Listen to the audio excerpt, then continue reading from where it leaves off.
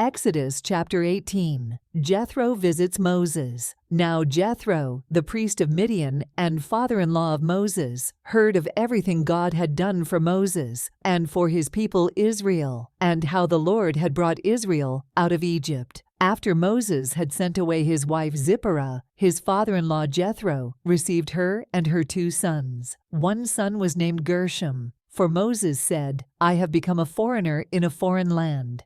And the other was named Eleazar, for he said, "My father's God was my helper. He saved me from the sword of Pharaoh." Jethro, Moses' father-in-law, together with Moses' sons and wife, came to him in the wilderness, where he was camped near the mountain of God. Jethro had sent word to him, "I, your father-in-law Jethro, am coming to you with your wife and her 2 sons." So Moses went out to meet his father-in-law and bowed down and kissed him. They greeted each other and then went into the tent. Moses told his father-in-law about everything the Lord had done to Pharaoh and the Egyptians for Israel's sake, and about all the hardships they had met along the way, and how the Lord had saved them. Jethro was delighted to hear about all the good things the Lord had done for Israel in rescuing them from the hand of the Egyptians. He said, "Praise be to the Lord, who rescued you from the hand of the Egyptians and of Pharaoh, and who rescued the people from the hand of the Egyptians. Now I know that the Lord is greater than all other gods, for he did this to those who had treated Israel arrogantly." Then Jethro, Moses' father-in-law, brought a burnt offering and other sacrifices to God, and Aaron came with all the elders of Israel to eat a meal with Moses' father-in-law in the presence of God. The next day, Moses took his seat to serve as judge for the people, and they stood around him from morning till evening. When his father-in-law saw all that Moses was doing for the people, he said,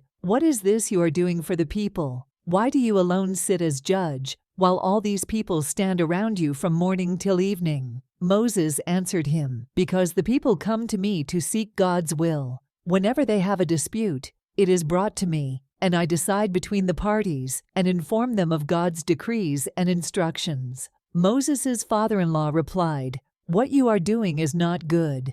You and these people who come to you will only wear yourselves out. The work is too heavy for you. You cannot handle it alone.